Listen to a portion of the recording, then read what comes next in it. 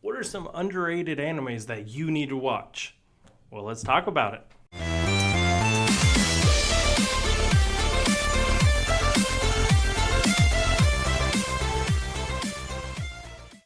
All right, guys. So, just like I said, we're going to be talking about some underrated animes that I've put together. These animes will kind of vary from different genres, and they're just shows that going through the different lists and my animes that I've watched in the past, I enjoyed, and I've noticed that a lot of people have either never heard of them, or if they ever like maybe heard of the series, they didn't know it was part of the series, and to go and check it out as well. Um, so just kind of jumping right into it, these are some underrated animes that you should definitely check out. Starting off, and this one I probably will get a little bit of flack on because it's not necessarily the most underrated anime at all. Um, but it's going to be Fate Zero. And I get it, Fate is not a very underrated series. Most people have seen Unlimited Blade Works or Fate Stay Night or now the new movies of Heaven's Feel, or if they're on Netflix, they've seen Apocrypha. Fate Zero is the prequel series right before Fate Unlimited Blade Works, or the for Fate watchers know the actual main three quest lines essentially. Um, but it is an absolute banger, and everybody should watch it. I do know that a lot of people who watch this, especially if they watch Fate, have watched Fate Zero, and I'm not docking that. So again, on the list, this is probably my least of my underrated, but it's still underrated because it does get overshadowed by its sequel counterparts. And for the people who don't want to get into Fate, because I know a lot of people who are like, man, I'm not touching Fate, I don't want to get into it. One, it's crazy timelines. Two, it's just not something I'm really into. And I get it. It's a big fandom to just jump into. Tons of different just timelines of different stuff that goes crazy. I mean, there's literally people you can go on YouTube that are dedicated to breaking down all the Fate series and how this fits with this concept and what this is, and this is actually this timeline, and I get it. Fate Zero you can go and watch, enjoy, and drop the entire show if you wanted to, because it is such a well done season of anime that just has a perfect start and a perfect finish, and it resolves everything within it.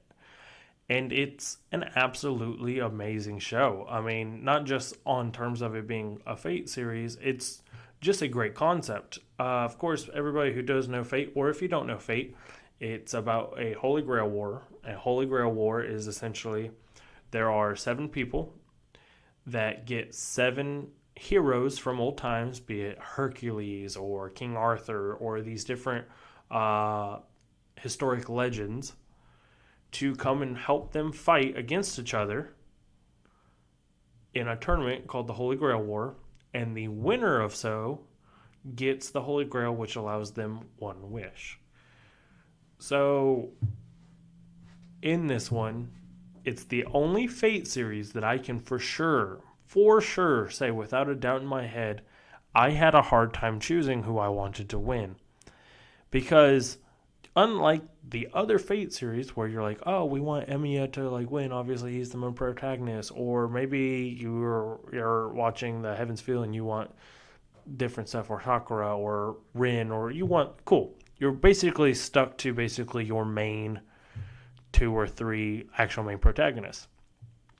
Fate Zero makes all 7 of its heroes, I mean its summoners, main protagonist. It does a phenomenal job of you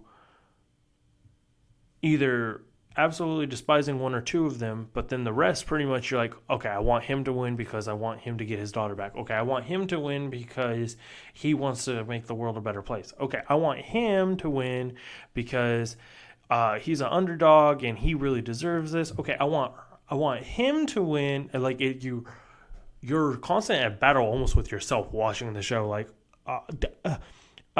it's the most it's one of the only shows where I had a hard time the entire time, just like bracing in the show, like not ready to lose anybody. And I was like, you guys should all just be friends. Like, it does a phenomenal job in the show of that going on, and I wholeheartedly think that you guys should check it out, especially if you're not getting into the Fate series. It's for sure something you should at least go watch. So that's my Fate rant. Okay, moving on to my more unknown ones. Next one is Death Parade, which I'm sure most people have seen the Death Parade opening. Phenomenal opening. It's usually on a lot of people's top lists of best opening of all time. Phenomenal. But a lot of people I've seen have not actually watched the show. The show is a concept of people, when they die, instead of just going immediately to the afterlife, they have a chance to find closure and resolve. And the way they do that is they meet in this basically waiting room, which takes the form of like a kind of like a bar meets like arcade, bowling alley, kind of different things. Like they have different things in there. And they and another person who are also trying to find closure will play games against each other. And as they play games or start scoring points against each other, they start to get memories back of what happened right before they died. Maybe somebody who betrayed them, or different things happened. And essentially now they start competing to see who's going to be the one who goes to the afterlife and who doesn't. You'll see that some of them resolve in somebody basically asking for forgiveness and giving that person the chance to go, while others are like, no, it's not fair, I should have been the one to make it. And while it sounds kind of like a gruesome concept, it is a very unique show and definitely worth the watch. I'm not going to spoil too much of how it goes on, but you basically start to see these different events happen, and it kind of takes off from there. It's also a quick watch. It's also only one season. You can easily check it out. I actually just saw it at Walmart for like $10 for the entire show. I was like, oh, that's crazy. So definitely underrated anime. You should check it out. Another one, if you're into the more mystery or like crime detective scene, you need to check out Psychopath. Psychopath is a anime about the very distant future in which they can use AI and robots to tell if somebody is going to commit a crime before they do or not. And so essentially you follow a main protagonist, a girl, who teams up with psychos who have been released to basically work as detectives to help also stop some of these crimes and start kind of doing more in depth than even the AI and robots can do. And so the concept is very Silence of the Lambs, catch a serial killer by asking a serial killer how a serial killer thinks. It's kind of the concept is you're asking the psychos who are on parole, have a psychopath, to go and hunt down these basically serial killer psychos and kind of get in the minds of why they're doing it or how they're doing it, and you kind of go on. And it's a phenomenal, it's 2 seasons, very, very good beginning to end. And there's like an underlying, of course, like mystery kind of going on that you're kind of like trying to figure out as well. And you start falling in love with the characters, and it's really cool. It's definitely worth the show. It's a little bit older animation, so I do apologize on that part, but absolutely worth it. So definitely check out that Psychopaths. Now this one's a little bit on the cringe side for some people. Some people probably will disagree with me, but it's a love triangle, so obviously there's always a little bit of stale and cringiness with it. But I will say that this one, which is called White Album 2, I really thoroughly enjoyed, and it felt more real for a love triangle anime, which is, I think, it's obviously in most shows it's so cringe that it doesn't feel real. Can't even remember the show, but the one that came out like 2 or 3 years ago, where it was the kid who ended up liking his teacher and then ended up sleeping with this other girl who was a student with him, but then they go home and he finds out that they're both now his sister-in-laws, so he has a younger sister-in-law and older sister-in-law, and it's just like too much trope and just weirdness that it's just so hot garbage. Put list in the comment of what that anime is called. I cannot remember it, but it came out like 2 years ago. I remember having a banger of an opening, but other than that, that show was hot garbage. But this show, it feels more real. This is a concept wrapped around music, so yes, I am a little biased. I do love animes that revolve around music. But essentially, these three students create a band. It's a boy and two girls.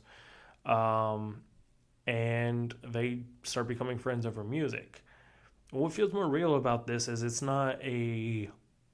The show doesn't start with a love interest. That's not what the show is about. The show starts with these kids making a band and becoming friends because of being in a band. And as they're friends in the band, then they start having different feelings for each other. And that right there already feels more real than most of the love triangle ones, which do usually just jump in, oh, I have this crush on this girl. Okay, well, I also like this girl now. Or these different concepts. And it's like, no, this just feels kind of cringe and you have no reasoning. Whereas this feels like it's a lot harder too in this. Like there is a decision that kind of goes on and you can feel the more tensions kind of build as the show goes of, okay, there is probably going to have to be a choice made and somebody's going to get hurt and it does not feel fair on any party. Not for him, not for the girls, not for what's going on. And because it felt more real and the overall concepts of the show, I do think it's an underrated anime, especially because most people will drop it because of White Album 1. So when you go and look up this show, it's a very kind of hidden gem, and it's because White Album 1, which is the actual first season, is an entirely different show. Not a different... Best way to put this is it's a 2-season show, White Album 1, White Album 2. They're both the prequel and sequel. However, they are two different stories. So you can watch one without the other and it being its own show. So White Album 1, instead of watching it, which it's a fine show, it's not terrible. Instead, put that to the side, just jump to White Album 2, which is technically the second season, which, while they kind of tie together White Album 1 and White Album 2, you don't need to watch them in order to understand either of them. So go watch White Album 2, especially if you are into a little bit more like love dramas. It's definitely worth the watch. And my last but not least, overall, highest recommended underrated anime of all time will be Grimgar of Fantasy and Ash. If you have not watched this show, you need to watch it. If you play D&D, you need to watch it. If you like isekais, you need to watch it. If you don't like isekais, you need to watch it.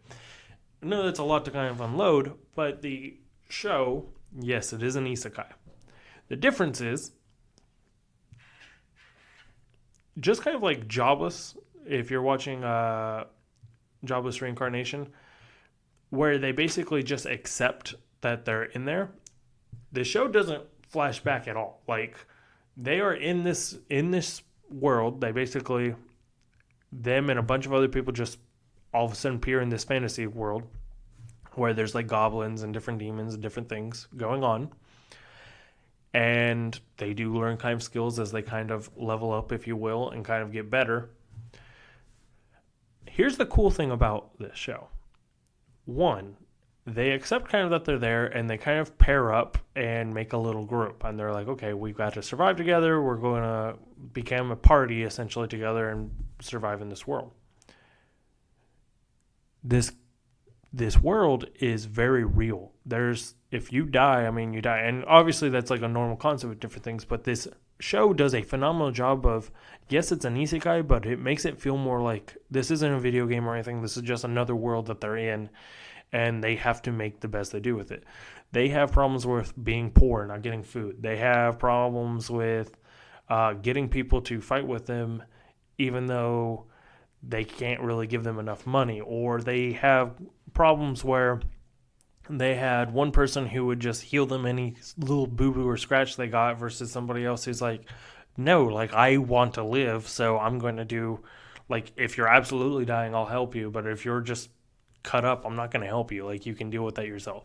Like, it has so many different, like, little concepts that I feel like a lot of isekais don't have to make it feel more real of them being in this other world, that make it that it feels phenomenal. And it felt to me, the reason I say if you like D&D, you should check it. It felt more to me like a real D&D life, like actual party.